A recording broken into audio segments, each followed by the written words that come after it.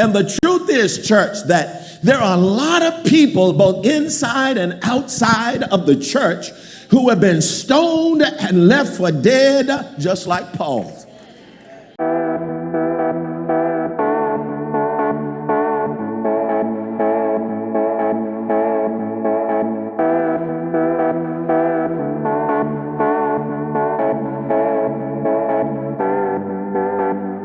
Some of us have been stoned physically. They are literally victims of physical violence and abuse and are walking around bruised by blows that they have received from an intimate partner or from violence in the streets.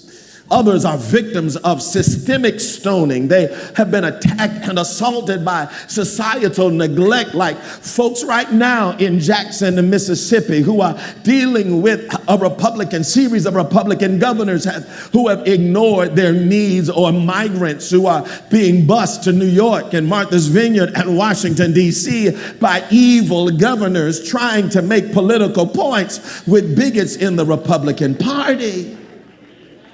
Others are being stoned spiritually, wounded not just on the outside, but scarred psychologically on the inside. When you are stoned, it doesn't just bruise your body, it'll also bruise your spirit. Trauma expert Gabor Mate says that trauma isn't what happened to you, like being abused. Trauma is what happened inside of you as a result of what happened to you. Physical stones must have wounded Paul's body, but I suspect that it was the psychological stones that must have injured his soul.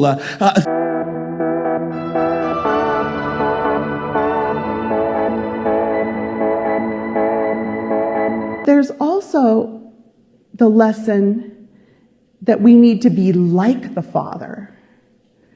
We need to be able to embrace both sons. Whether the younger son was repentant or not, he was forgiven and loved. The older son, who had resentments, was understood and loved. What we see in this father is this ability to embrace all his children, regardless of where the children were at. Dad rose above it to love them. I have friends who have a home on Martha's Vineyard, and they were there last week. And as you know, 50 migrants from Venezuela were flown to Martha's Vineyard in this political maneuver. And I texted her. I'm like, are you on the vineyard with all this going on? And she said, I'm leaving Friday. She said, but my husband is there. And she said in her text, the vineyard is responding with great love. The Episcopal Church, then if you kind of read the news, the Episcopal Church on the vineyard, it's a little exclusive island. The Episcopal Church housed them. They got donations, food. Everyone was fed and clothed for several nights. The local charity got everyone a cell phone. Those Venezuelans many of them traveled 4 months on foot through danger and gangs and horrific, they lost friends and family on the way from drowning and dehydration. I mean, they had a horrible journey. In many ways, like the younger son, they showed up with nothing. And the vineyard responded with great love.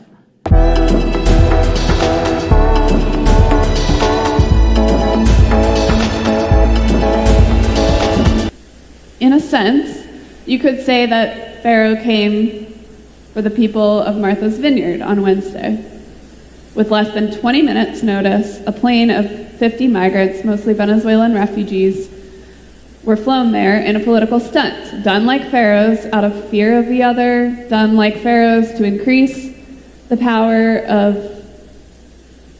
a fearful leader at the expense of real lives. But just like Shifra and Pua had been practicing drawing life out of dangerous situations their whole lives, and just like they kept on boldly doing what they were doing in the face of opposition, so it seems did the people of St. Andrew's Episcopal Church in Edgartown on Martha's Vineyard. They'd been hosting folks facing homelessness in their church for a while, in partnership with other faith communities and local organizations. So when a church member on Wednesday afternoon encountered the migrants in need, it was an easy decision. Continue doing what they've always done.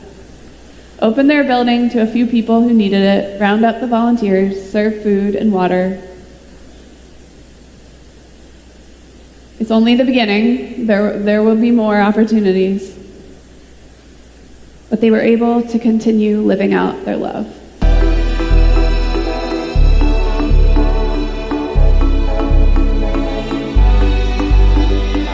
Supporters of those who cheered on the transport of immigrants to places that had been identified as sanctuaries argued that that was the only way to get people to understand the seriousness of the border issues, while the opponents argued that transportation was morally wrong because it treated people as objects, simply to make a political point.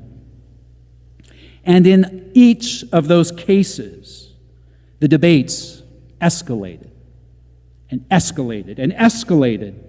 People became even more divided and angry at their opponents, more and more likely to attach adjectives to those whom they saw as the enemy, much as we did with the manager in today's parable.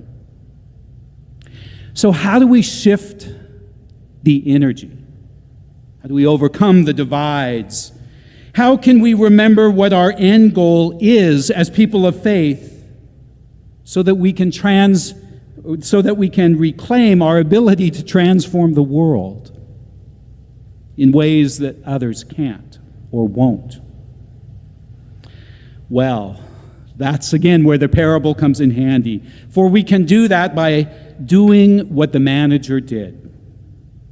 We can begin by living in the moment and recognizing and owning that the vision and the values of this gospel that we proclaim, values based on things like abundance, cooperation, and love, are radically different than the vision and values of the economic system in which we exist, whose values are based on scarcity, competition, and fear.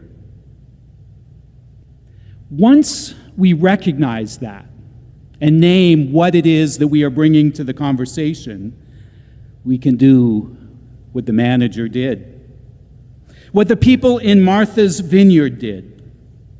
For in that present moment, we act in ways that challenge the injustices of the system in whatever ways that we can.